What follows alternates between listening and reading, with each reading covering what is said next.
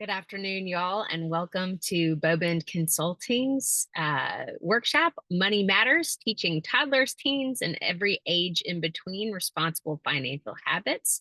I'm so glad y'all are here joining us today, and we may have a few more people jump on. So otherwise, feel free to keep your screen off or jump in with questions if you have something you want to say. I can roll with however you guys need to show up today. So if you just want to listen in, no worries. But if you want to turn your screen on and ask some questions, absolutely do that. I welcome your feedback and your interaction. I'm so glad you're here again. And we're going to get started right off the bat because today we have a lot of great content to talk about. The first thing I want to say is a lot of this content, in fact, pretty much everything I get comes from parenting books that I read. And so I just want you to know that there's this parenting book is one of my favorites when it comes to money. It's called The Opposite of Spoiled, and it's got great ideas and tips, better than I could ever come up with. And that's a lot of what I'm going to talk about today comes from ideas from this book.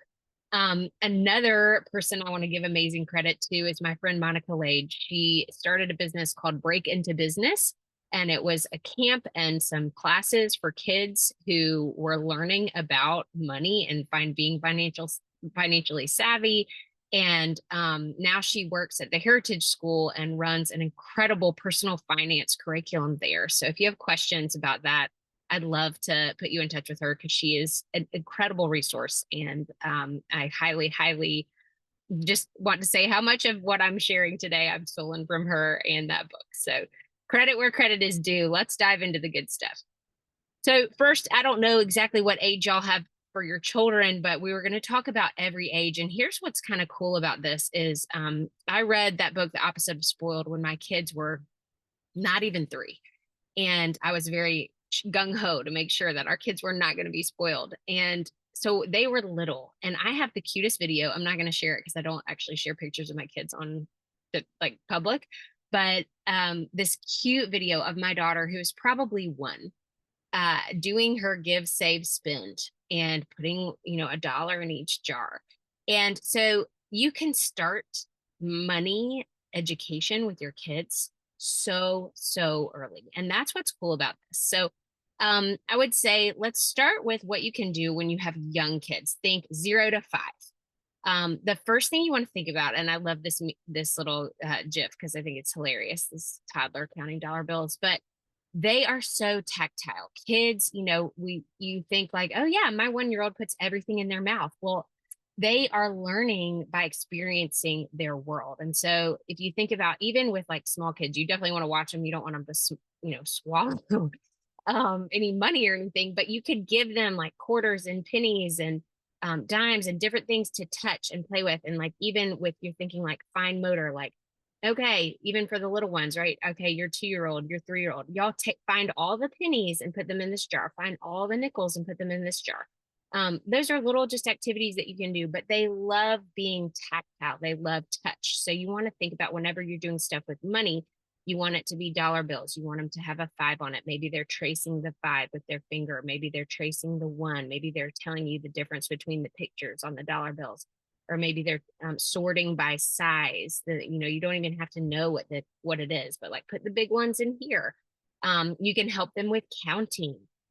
So it has to be like, okay, all the pennies are this. And then maybe as they get to be, in their 3s and 4s and 5s, when they're starting to learn skip counting, it's like 5, 10, 15, 20 when you're counting that kind of stuff. So you can do a whole lot with about $1's worth of change and a couple dollar bills just with your toddlers.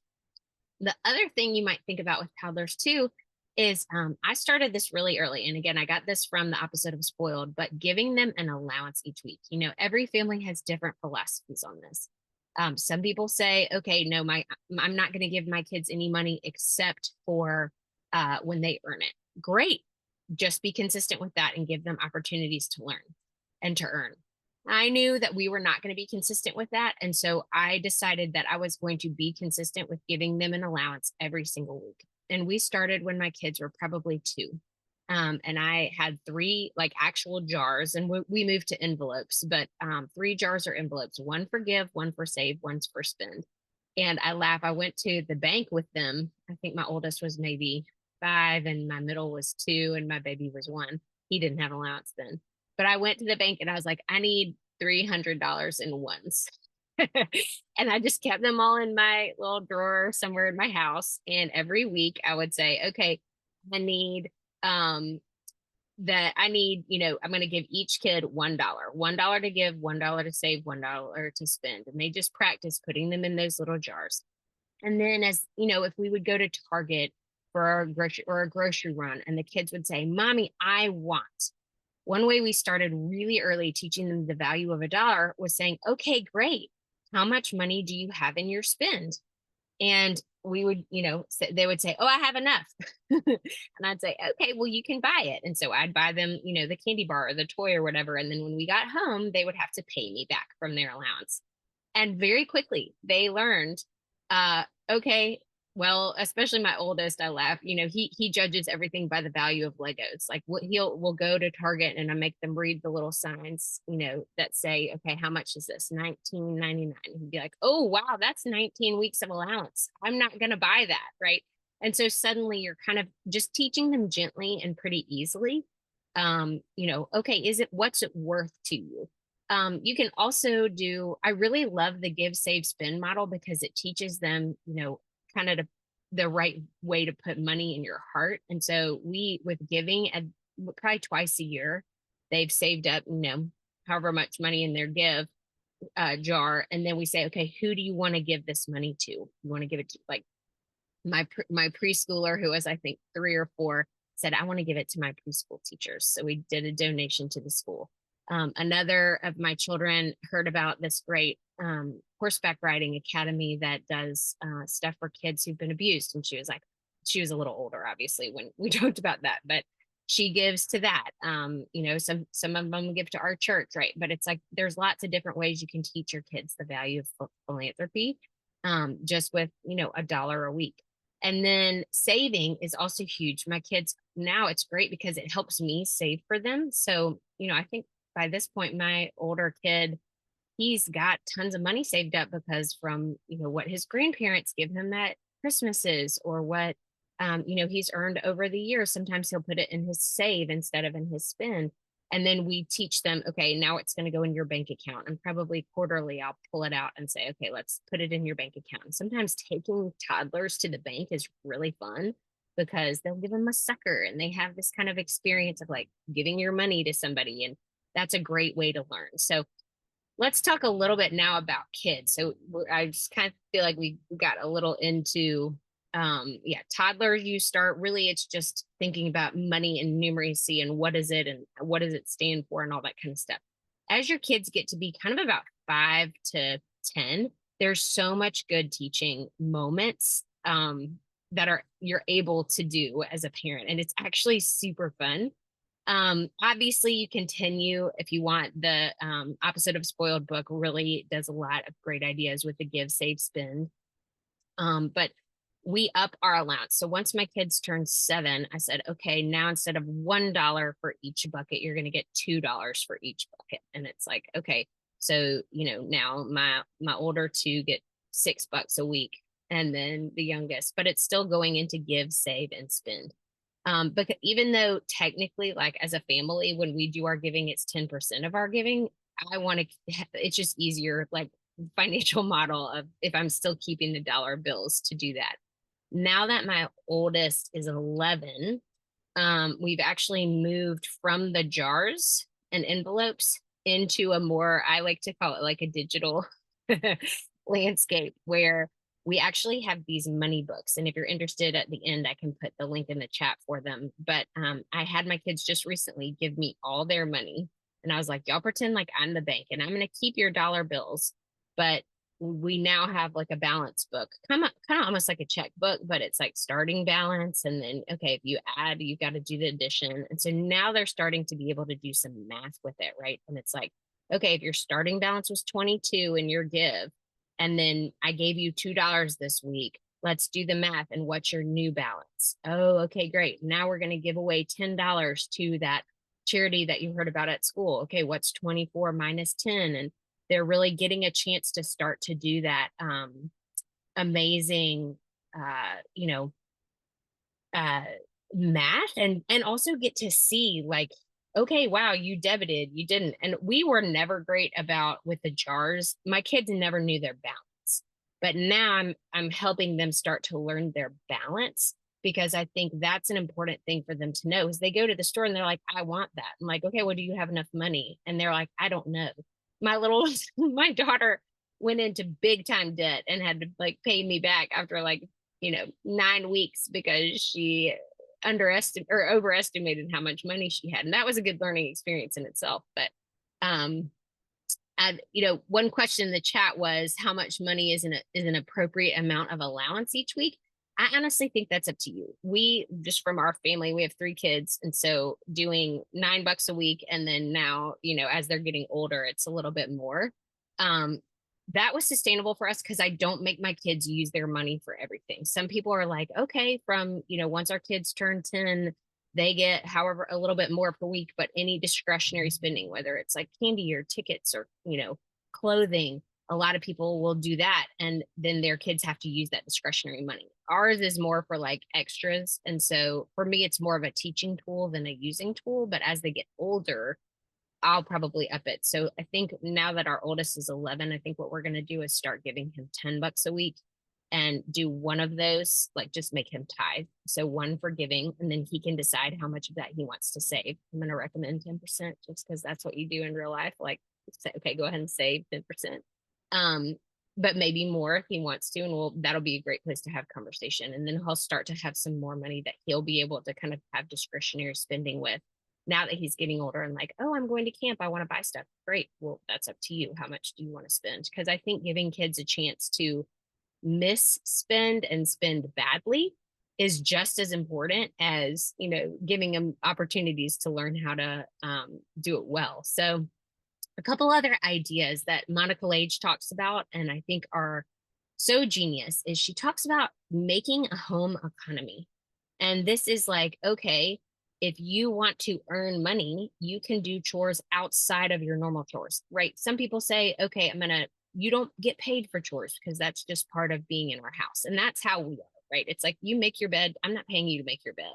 You just do it. Or I'm not paying you to help me do the dishes when I ask because you just need to. But when my kids say, hey, mom, I want to earn a little money, I'll think of chores kind of outside of the realm. Like, okay, you want to pressure wash the driveway, or do you want to blow out the garage, or do you want to help me stack some firewood? And little things that I kind of hate doing. I'm like, sure, I'll pay you to do this. And that's a great way. We can also talk about, I always pay a minimum wage. So by the hour, which is great for them to learn. Oh, wow, that took me 5 minutes and I only made like 60 cents. Right. That's like an important way to help them. Another thing you can do is really encourage them with their business ideas. Sure, you want to do a lemonade stand. All right, you can spend from your spend money. Um, you know, how much do you want to spend on the lemonade? I'm not going to buy the lemonade for you. You have to buy it with your money, and then that's your investment in your business. Let's hope you recoup that investment, and then they can do their own lemonade stand just like once, right? And that's a great thing. My daughter, who's 8, called me up and she said, Mom, I want to do a cookie stand at my brother's baseball game at the baseball park. And I said, great. So she and her friend coordinated to bake cookies. And then I loaned some $1 bills for change. And they probably made $50 each from selling, break and bake cookies at the baseball park after they paid back the bank and paid back the, cost of the cookies and stuff. And it was an awesome learning experience. So those are little things that are great to help, help them learn, especially ages kind of, this is like 5 to probably 10, 11, 12. Another thing you can think about is penalties and fines. I've just started doing this where Monica gave me this idea that, okay, my kids, I don't know about you, but timeout doesn't really work. We're sort of beyond timeout. We don't do a lot of screen time. And so it's not like I can be like, well, no TV today because they don't get TV today anyway. But they are already pretty savvy with their money. And I'll say, okay, if y'all are going to be disobedient, you're going to be disrespectful, if you're going to break something or whatever, you're going to get a fine. Sort of like a speeding ticket, right? It's like, you shouldn't be doing that and you're doing it anyway. I'm going to fine you. And just right now, the threat of fining makes them snap to attention. So Monica shows a funny little moment about how she's like minus 10 cents for a fine for, talking back or whatever, and in her children's ledgers. And I just think that that's a beautiful way for our kids to start learning again that there's an economy, right? There's penalties, there's fines. And that's a fun way to, get them engaged. And it's also a little tool you can use if you want to. I thought that's pretty cool. And I'll share the link to the ledger at the end so that y'all can see that. All right, let's talk big kids. So let's talk teens. We're getting into like teen tween, probably around 12 is when I would probably start doing some of this stuff. My oldest is 11, so we're still in the kid zone, but these are things that I've been thinking about, just kind of gearing up ahead of time. Um, you know, Thinking about how much of their own personal expenses do you want your kids to start paying for? And I think that will kind of determine allowance for you, because if you want them to start paying for a lot, like especially as your kids get to be teenagers and they're like, well, I want these nice shoes. When we go to the shoe store, I'll say, okay, you have $50 to spend on shoes. If anything, any shoe you want that's above that, that's fine. You can buy it, but you have to pay the difference. And so, if you think about that, like pretty soon, you could start saying, if you want new shoes until they're worn out, you have to buy them yourself. And so starting to put a little bit more of the onus on your kids to say, like, okay, you've got some money to spend. You need to start having opportunities to make choices about this, right? Especially with a car. There's lots of different strategies I've heard with that. Some parents say, okay, whatever you save up will match. That's an amazing incentive for your 12, 13, 14, 15, 16-year-old who really is starting to want a car. Great. You want a nice car? Absolutely. You buy one. Or even thinking about like, okay, we'll pay half of your insurance and then you're going to have to get a job when you're 16 if you want to drive and pay for your insurance, or you're going to have to pay for your gas. We'll pay for your insurance. You pay for your gas, right? Oh, you want a phone? Great. You have to pay for half your plan. Or if you go over your minutes, you have to pay for those. So just thinking about the little ways that we can teach our kids when they're with us and let them kind of make mistakes early, so that when they get to be adults and they're out of the nest, they've already practiced and they've already managed. If your kids get a job, doing their taxes with them, that's an amazing thing that you can start to do with them. I think helping them build a resume and start to think about things like, okay, well, what kind of lifestyle do you want to live? And helping them research, like, okay, if I want to have this kind of car and live in this kind of house and do these kind of vacations and have all this, well, what is that going to cost me? And letting them start to do that research ahead of time so that they can start planning as they start to think about college, as they start to think about their jobs. Well, sure, I might love, I loved art history, but I didn't know there was going to be a lot of financial, depending on how good I was at it, right? And then I ended up choosing to become a teacher, which, good on me, but there wasn't a lot of financial stuff there either. But at least I went in open-eyed and clear-eyed, and I knew, okay, well, this is going to be probably how I'm going to have to live in order to make this happen. And I think another thing that you can do early on, especially to help them build credit, is give them a credit card that they then have to pay off. And if they go over, ooh man, maybe they'll have to pay you back interest if you have to bail them out. That's always great. Thinking about helping them make a budget for college and after graduation. And that's a little bit what I talked about. Like, okay, sure, you're going to go to college. Well, where are you going to live? How much are books? How much let them start to see, because I think, at least for my kids, and I don't know if this is true for y'all, but with my children, they don't really know how much it costs to live the life that we live, right? It's like, oh, we just go on vacation, and oh, we just go on a trip, or oh, they'll say, oh, mom, can we go to the bounce park? And I'm like, sure, but that's $80. Like, y'all sure you want to do that? And so I think this summer I'll start to do things. If they're like, hey, we want to go do this, I'm going to say, okay, well, it's this much money and I want you to pay 10% of it, or whatever, where it's like you have to contribute. And I think that's another important piece of, as you're a parent, and as particularly as your teens are getting older, giving them the responsibilities to get a job and be able to do some of this financial stuff. Maybe even have them be like, okay, I've got to do taxes this year and you're going to help me. You're going to watch because, I don't know about y'all, but I never learned how to do my taxes. And so when I had to start doing it, I was like, what in the world is this? And how nice would it be if we can launch our kids into the world with that? Another and last thing I would just say is, giving your kids a chance to start investing early. Um, my dad sat down and one of his mantras was like, work hard, save your money, and always stay one step ahead of the boss. And the work hard and save your money were obviously those were things that he really did a lot of teaching about with me. And I remember when I was probably 18, maybe I was 17. He helped me set up a Vanguard account where we took some of my savings and we put it in and we talked about, okay, what are the different investing options that you have here? And, there's free things all over the internet that, you can use. And I'm not talking about trading stocks, although that would be cool. I don't have any expertise with that. And if you guys do, great, go for it with your kids. Some people say it'd be great to help them learn like about, that kind of stock market economics and stuff.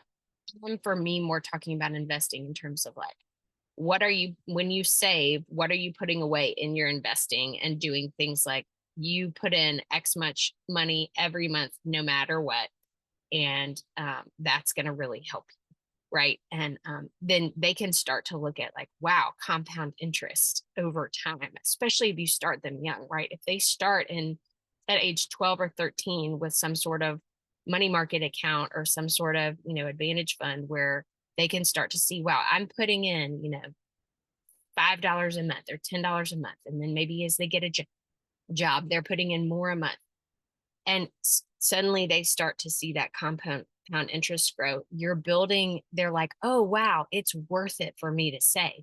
Whereas if you don't start young with that, they don't see that it's worth it for them to save. And so I think, those are all just a couple different ways that you can start to teach your kids how to, from toddlers to teens, there's all sorts of ways that as parents, and you don't have to do all this, right? It's like, just start with an allowance or just start with like teaching them what a dollar bill looks like. Cause I mean, honestly, like with credit cards, they might not even know. Teach them how to write a check. What is a check? What does it look like? That kind of stuff where these kids, especially when they're young, when they're 10 and under, they're so curious and they're so willing to learn. Capitalize on that as parents because, I always laugh like by the time they turn 12, they kind of stop listening to you, or it seems like they do, but they don't actually, they just pretend like they're not listening, but it's a little bit harder as a parent emotionally. So I would definitely, work on this. And if you guys have feedback for me, I would love to have that. You can scan that QR code and it'll come to a little survey and you can give me some feedback. I'd love to hear your feedback. Next week, it's Memorial Day. So